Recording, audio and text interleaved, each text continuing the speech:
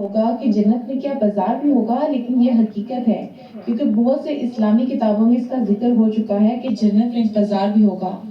ناظرین، اللہ پاک نے انسانوں کو اپنی عبادت کے لیے پیدا کیا، کیونکہ اللہ پاک نے قرآن مجید میں فرمایا کہ میں نے انسان کو اپنی عبادت کے لیے پیدا کیا تاکہ وہ مجھے پہچان سکیں۔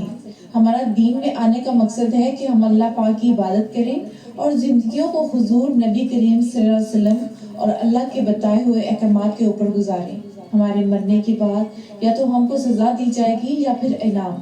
اللہ پاک نے جنت اور جہنم کو بنایا اور اس کا دار و مدار ہماری آج کی زندگی پر ہے۔ اگر ہم نے اپنی زندگی کو اللہ پاک کے بتائے ہوئے احکامات پر گزار دیا تو اللہ پاک ہمیں جنت میں بھیجے گا، لیکن ہم نے اپنی زندگی اللہ پاک کی نافرمانی میں گزاری تو اللہ ہمیں جہنم میں داخل کرے گا۔ حضرت سعید رضی اللہ عنہ سے روایت ہے کہ ایک دن ان کی ملاقات حضرت ابو ہریرہ رضی اللہ عنہ سے ہوئی، جس پر حضرت ابو ہریرہ رضی اللہ عنہ نے کہا کہ میں اللہ تعالیٰ سے دعا کرتا ہوں کہ جس طرح مدینے کے بازار میں آج ہم دونوں کی ملاقات ہوئی ہے، اسی طرح اللہ تعالیٰ جنت کے بازار میں بھی ہم دونوں کو ملائے۔ حضرت سعید رضی اللہ عنہ نے سن کر عرض کیا کہ جنت میں بھی بازار ہوگا؟ حضرت ابو ہریرہ رضی اللہ عنہ نے فرمایا، ہاں، مجھے رسول اکرم صلی اللہ علیہ وسلم نے بتایا تھا کہ جنتی لوگ جنت میں داخل ہوں گے تو اپنے اپنے اعمال کی فضیلت اور برتری کے لحاظ سے جنت میں مقیم ہوں گے، یعنی جس کے اعمال جتنے زیادہ اور جتنے اعلیٰ ہوں گے، اسی اعتبار سے اسے بلند تر اور خوب تر مکانات اور مناظر ملیں گی۔ پھر انہیں دنیاوی ایام کے اعتبار سے جمعہ کے دن اجازت دی جائے گی کہ وہ سب اس دن اپنے پروردگار کی زیارت کریں گے، جو ان کے سامنے اپنا آپ ظاہر کرے گا۔ جنتیوں کو دیدار کرانے کے لیے وہ جنت کے ایک بڑے باغ میں جلوہ فرما ہوگا۔ اس باغ میں مختلف درجات کے ممبر یعنی نور کے ممبر، موتیوں کے ممبر، یاقوت کے ممبر، سونے کے ممبر اور چاندی کے ممبر رکھے جائیں گے، جن پر جنتی بیٹھیں گے، یعنی جو جنتی جس مرتبے کا ہوگا وہ اسی لحاظ سے اپنے ممبر پر بیٹھے گا۔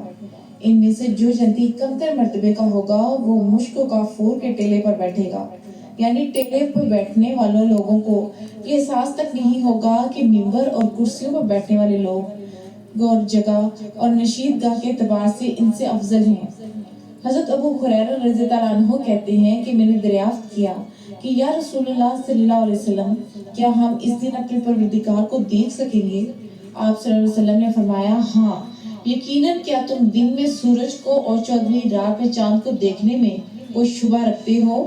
ہم نے عرض کیا کہ ہرگز نہیں۔ تو آپ صلی اللہ علیہ وسلم نے فرمایا، اسی طرح اس دن اپنے پروردگار کو دیکھنے میں کوئی شک و شبہ نہیں ہوگا۔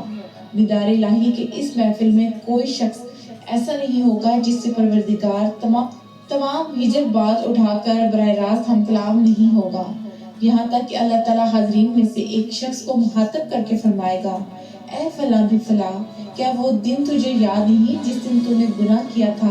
اللہ تعالیٰ اس کی عہد شکنیہ یاد دلائے گا جس کا اس نے دنیا میں ارتکاب کیا ہوگا۔ تب وہ شخص عرض کرے گا، میرے پروردگار، کیا آپ نے میرے وہ گناہ بخش نہیں دیے؟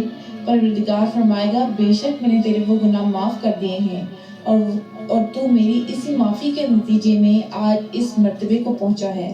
پھر وہ لوگ اسی حالت اور مرتبے پر ہوں گے کہ ایک بادل آ کر ان پر چھا جائے گا اور ایسی خوشبو برسائے گا کہ اس جیسی خوشبو انہوں نے اس سے پہلے کبھی کسی چیز میں نہیں پائی ہوگی۔ اس کے بعد ہمارا پروردگار فرمائے گا، اٹھو اور اس چیز کی طرف آ جاؤ جو ہم نے تمہاری عظمت کے باعث تیار کر رکھی ہے، اور تم اپنی پسند اور خواہش کے مطابق جو چاہے لے لو۔